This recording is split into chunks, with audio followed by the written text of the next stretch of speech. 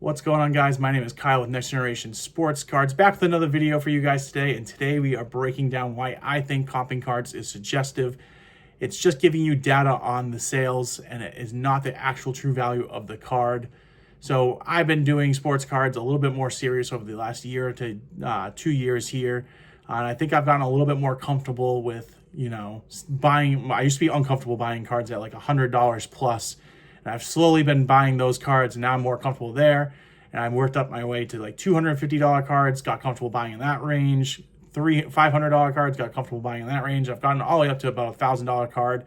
Once I get over $1,000, I start to get a little iffy on my true ability to actually comp cards, and feeling great about my purchase until the card actually sells or moves, which is something I'm still working on. But in general, I think I've gotten a much better job at comping cards. I've seen a lot of different strategies. I've talked to a lot of different people about it. And I'm going to kind of break down 10 things that I do here when I'm comping a card. Hopefully you guys will see some value in this. You might think I'm just nuts on my thought processes. Let me know either way. But if you're looking for some information on how to comp cards, I think that this would be a good way to, or a good video to go through and get a little bit of a thought process on how to do it and what to think about.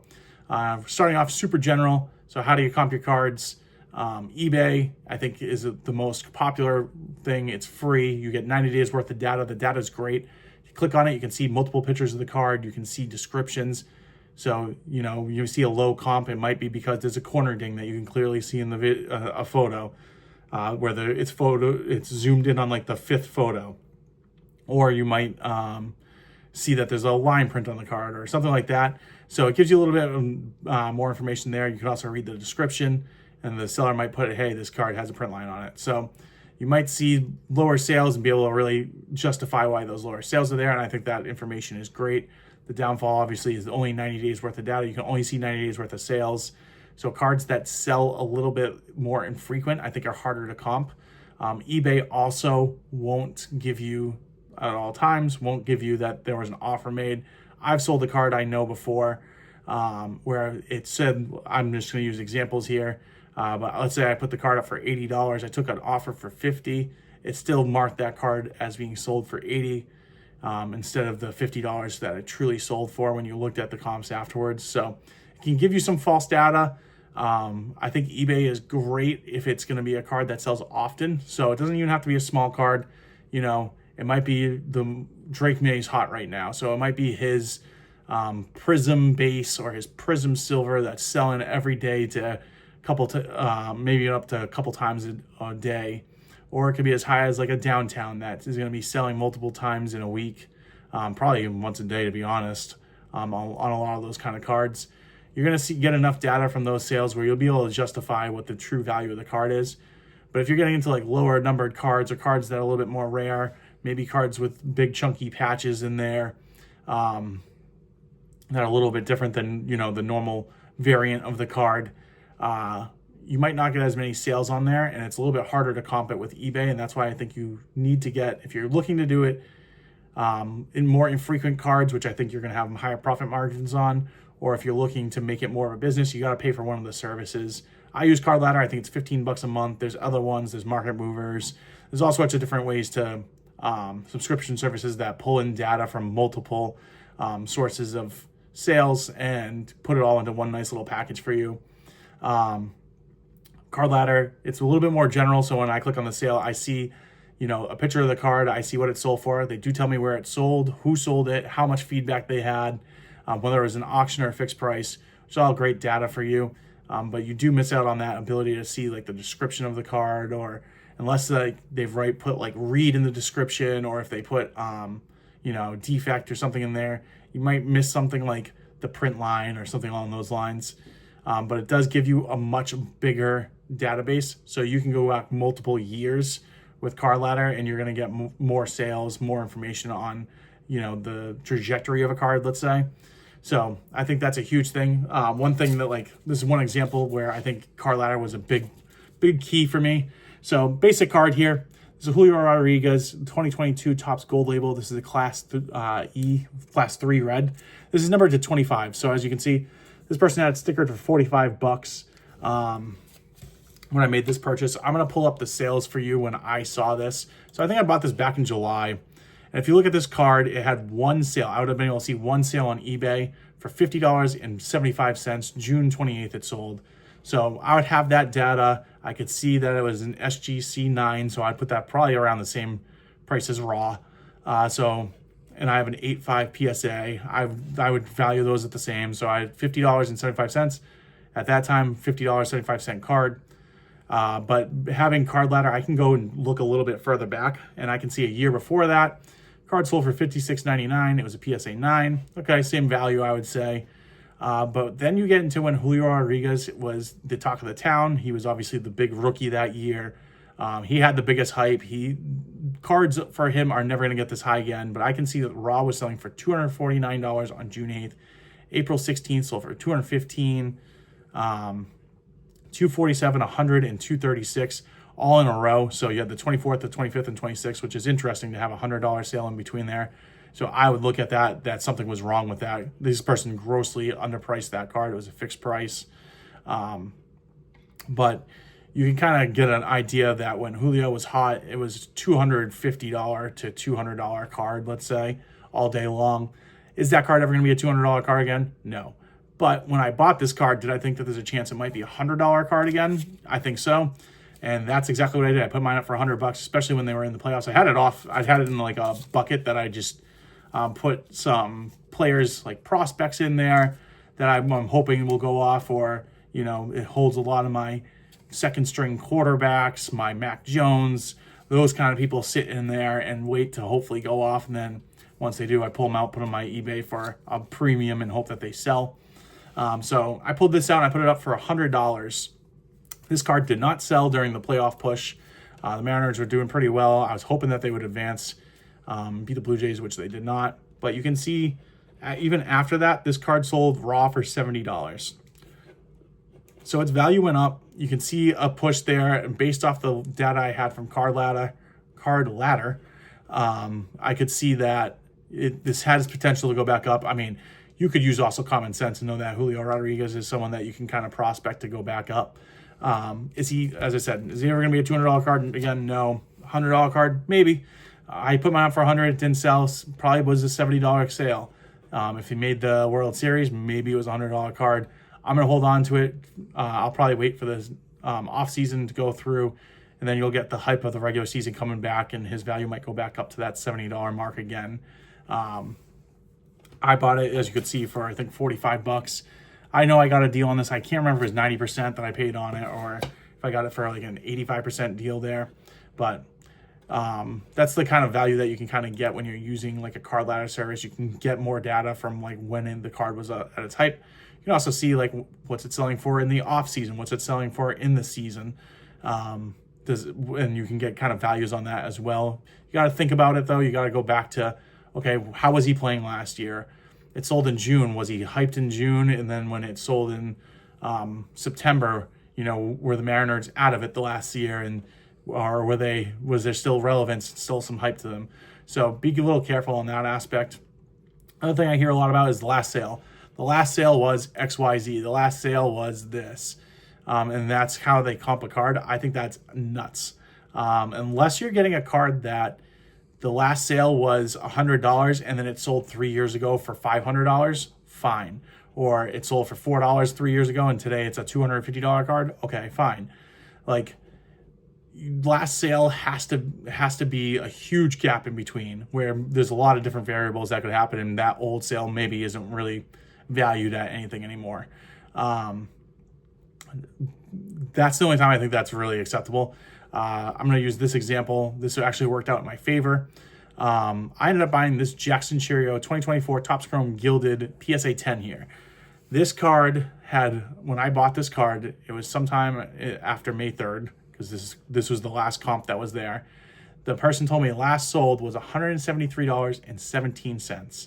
So a couple things with this listing. A, look at the listing. It says Topps 2024 Topps Gilded Collection Jackson Chourio 99, card number 61, PSA 10. Sold on eBay at auction. It doesn't say Topps, which is, I would say, a huge keyword. It doesn't say gold, which everyone's looking for in this hobby. Those are two huge things that are missing in this description. So if it's me, if I'm looking at this, I'm not even using this as a comp. This is irrelevant to me because it's a card that was grossly mislabeled. Who knows how many people didn't find it that were looking for it. I do think it's weird that it obviously got the $173. It had enough bidders to kind of get a little bit of heat here, but it didn't keep on going to where it should be. This was sold May 3rd of 2025. If you go back, not even a month, so this is what, April 25th? What is that? Like a week before? It sold for $307. So you're going to tell me the value of this card nearly cut in half in a week? Unless Jackson Chourio killed someone, I don't see that happening. Even if he killed someone, it probably isn't happening. And then April 12th, so 2 weeks before the April 25th sale, there's another sale for $350, $349.99. And then 2 weeks before that, you can see there was an auction where the card sold for $303. So this is a $300 card all day in my head. Like if I were to value this card, I'm putting it at $300 with a potential maybe to get $350, but it's a $300 card because I would not pay attention to the 173 and I would look at the two $300 sales and then the high of the 350. So that's what I valued it at. That's what I bought it for. This person gave me a discount on top of the 173. So he valued it at 173. And he said, I think we agreed at 85% on that card. So whatever the value of that card is. Fast forward it up to the August 6th is when I sold this card. And I did put this up for $350 just to kind of see the hype at the beginning of the baseball season. And it did not sell for $350. I didn't get really much traction on it. I lowered it to $300, didn't sell, and then I ended up lowering it to $275. August 6th it sold. So I sold this card for $275. I made more than $100 profit on this card. Now after eBay fees, I don't know if I was really that close. If I bought it at 85%, then yeah, I guess I would be like pretty much even at $100 profit. But I got to be close to that. I don't know the exact number on that card, but that's my sale. I sold it for $275. The person used the last sale. I valued it at $300. I would have negotiated for $300, and I would have tried to be at like 80% of that sale. But even that, he could have worked it and said, hey, there's the hype of the 350, so maybe it's a $350 card, and I would have hemmed and hawed, and maybe I would have walked away. But when he said that he's going off the 173 comp, I couldn't pass that up. I thought that was nuts. So I do think that you got to be careful. Last sale is good if it's a one and done kind of sale thing. If there's multiple comps, especially within 2 months, you had 3 sales and 3 other sales. You had 4, I guess. But 3 sales that suggest it's a $300 card and 1 that has horrible information on the card. And for some reason it's sold low. Gee, I wonder why. So be careful of that. I've also heard a lot of people, I don't know where this came up. I mentioned something in one of my videos before about comping cards. And the amount of people that said you take the last 3 sales and you divide it by 3. So you add the 3 sales. So card sells for 100, 100, 100. You add it, it's 300. Divide it by 3. It's a $100 card. And that makes sense. The problem with that is it's great if it's a card that sells every day. Once again, if you're buying cards that sell often, that's a foolproof strategy. Go ahead and do that. Be a little bit careful if there's one comp like the Jackson Chourio that's way off, then maybe I would skip that comp. I think with people that do this style, skip any comps, and I think that can definitely hinder you. But if you're getting to a card that sells like every couple months, and you might be only 3 comps for the year, there might be 2 off-season comps and 1 comp where the guy's in the World Series, or it could be that maybe 2 of the comps sold when they were in the World Series and 1 was sold in the off-season, and really the card is now going to die down in value because the World Series has been over for 2 months. So be careful of that kind of strategy. Great if it's, a card that sells often, you can get a lot of data. And at that point, you don't really have to add it up. They're probably all within a couple bucks of each other, and that's the value of the card. So I've never really got the add them up and divide it by 3 thing because it's really only good on cards that sell often. If they sell often, you're going to be able to just logically look at it and say, okay, there are like 50 sales going from $40 to $50, so it's a $40 to $50 card. So I've also never really run into anyone that's ever done this in person to me. I've never been at a card show and the person's like, hey, let me add these up divided by 3 and that's the comp of this card. Something I've only seen online. I think it's a little weird. But if that's the strategy that you run into, great. If it's, as I said, if it's something short term, but if you run into something, there might be other variables that run into it. And that's kind of my next step here. The hidden data, so be careful of that. at card shows, this is something that you're not really going to be doing. So you're not going to be necessarily looking this stuff up when you're comping a card.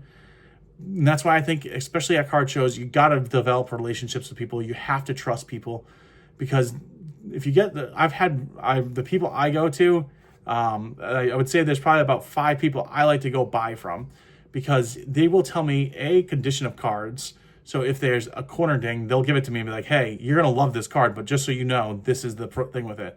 But they'll also kind of give me like the insights of the card, like, hey, this is selling for this, but it's a brand new release, right? Bowman Chrome, Bowman Football Chrome, College just came out.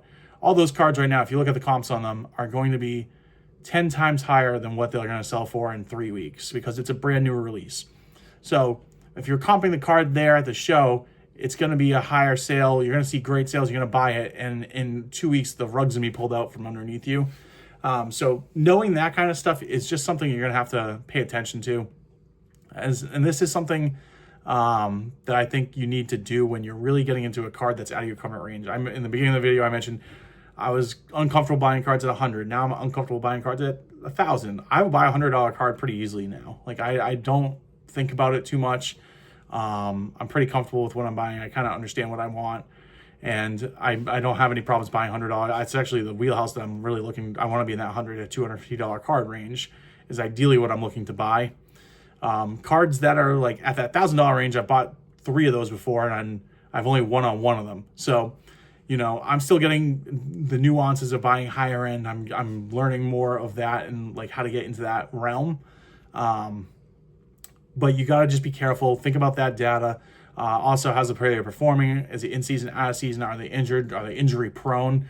One of my favorite people, Puka Nacua, purchased his card. I couldn't sell that card fast enough, and then 2 weeks later he got hurt. He's back now, and then he left the game hurt the last game. So some players are you're gonna be on a little bit of a roller coaster with that kind of stuff. So just be kind of thinking of that in your mind. You're not gonna go, when you're copying a card, you're not gonna be like, hey, when did this product release? You're not gonna go check that out. You're not gonna do that kind of stuff. Try to have it in your mind, especially if you're making the bigger purchases.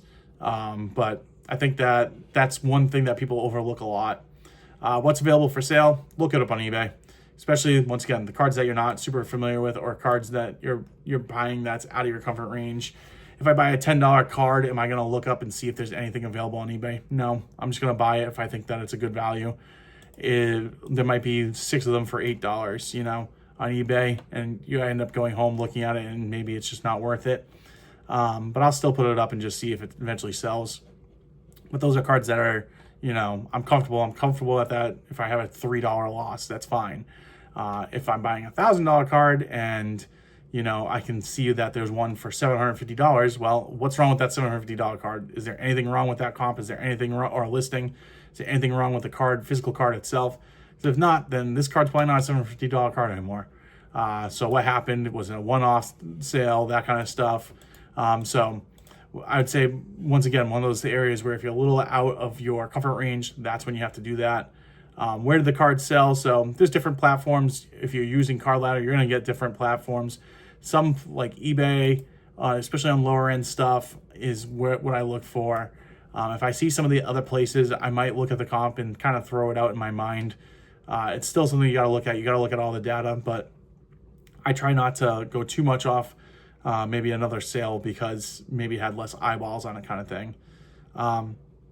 Really, when you're doing comps, you're coming up with the value of the card, what you think the value of the card is. So you're looking at the full picture of it. And what you need to do is, when I'm talking to people, I don't ask them what the comp of the card is. I don't ask from comps. I ask them what they think the value of the card is.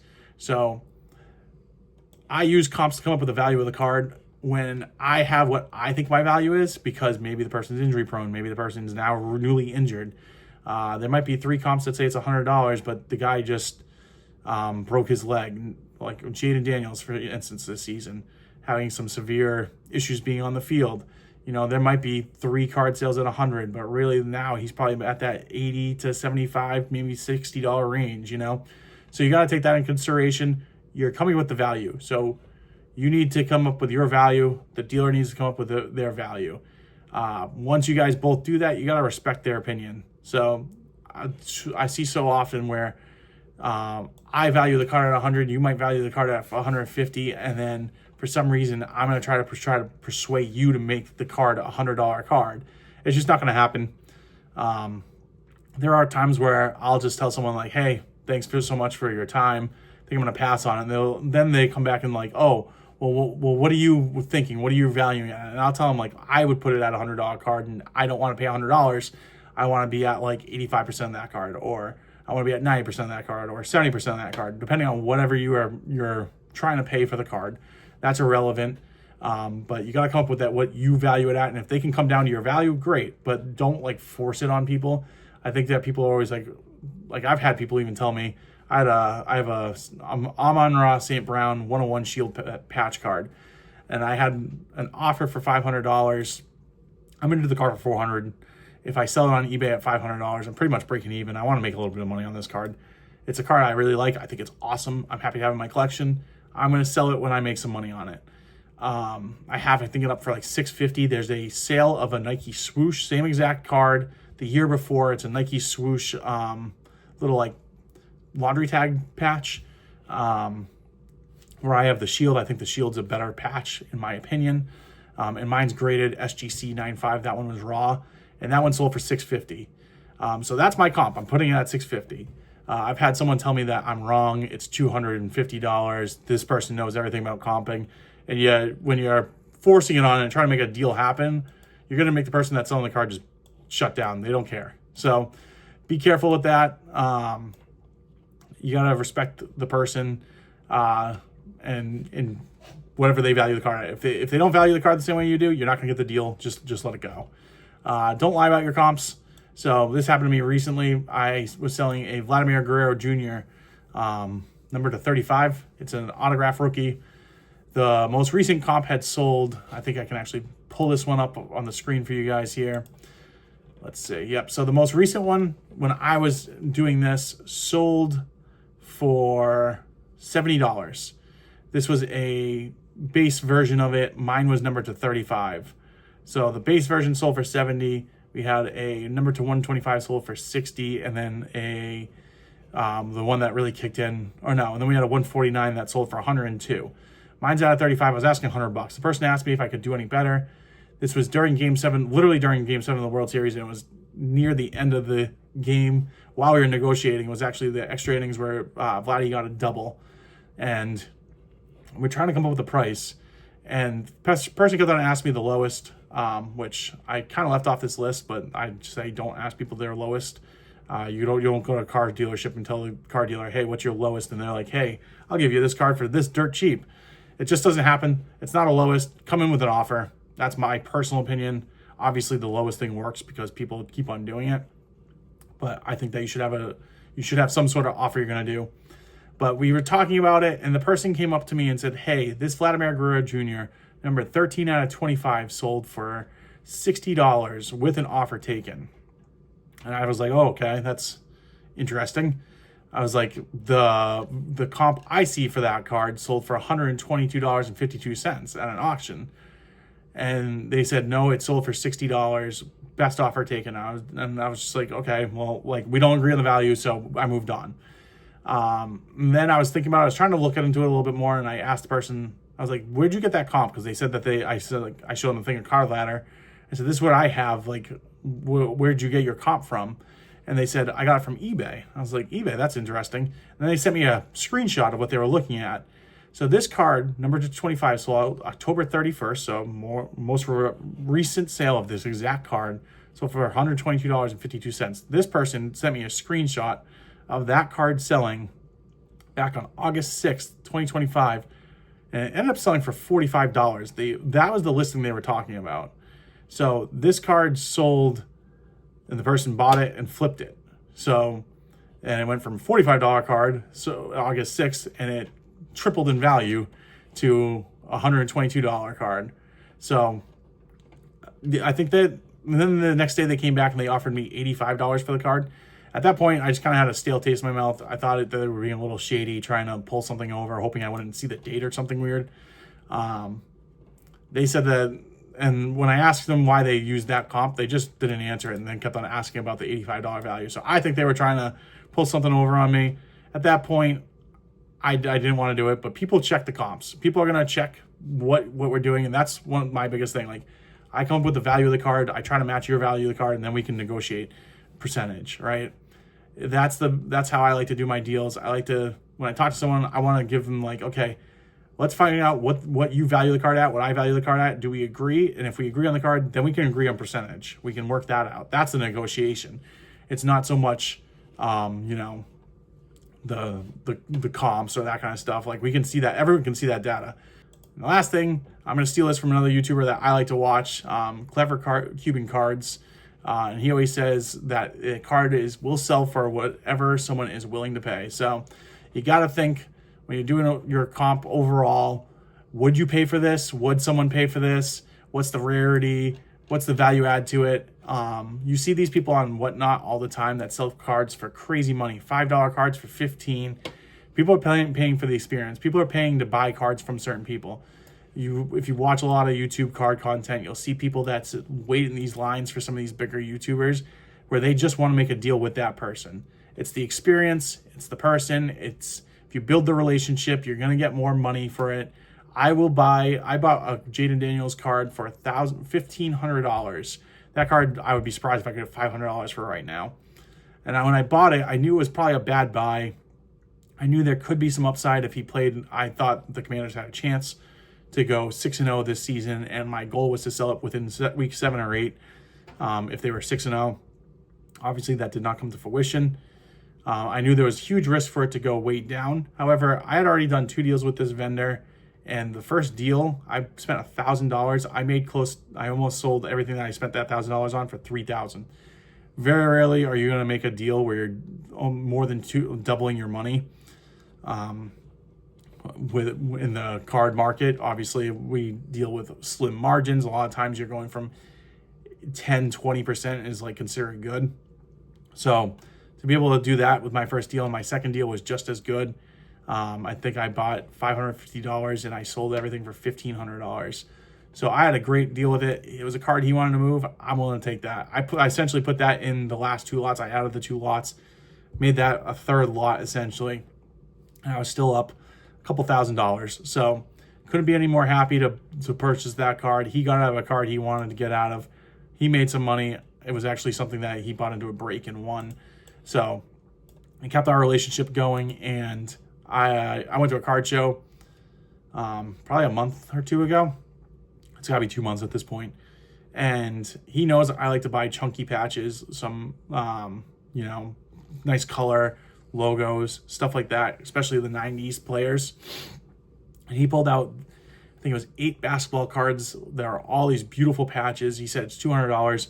I went online and I sold those cards for $400 within an hour. I doubled my money. He wasn't out for anyone else to see. It was me. I built my relationship. So cards will sell for what they're going to sell for, but it's the relationships you build. If you're building good relationships, you're going to get more for the card. I know people always, like I said, with the Whatnot, people are always like starstruck by like, how do these people sell this? And it's because people enjoy them. So you gotta put yourself out there. You gotta have some fun with it, build those relationships, and that's a good way to do it. But hopefully this wasn't too painful. A little bit run on, went a little bit longer than I was expecting to. But this is kind of my thought process when it comes to comping cards. Let me know what you guys think, and I'll catch you on the next one.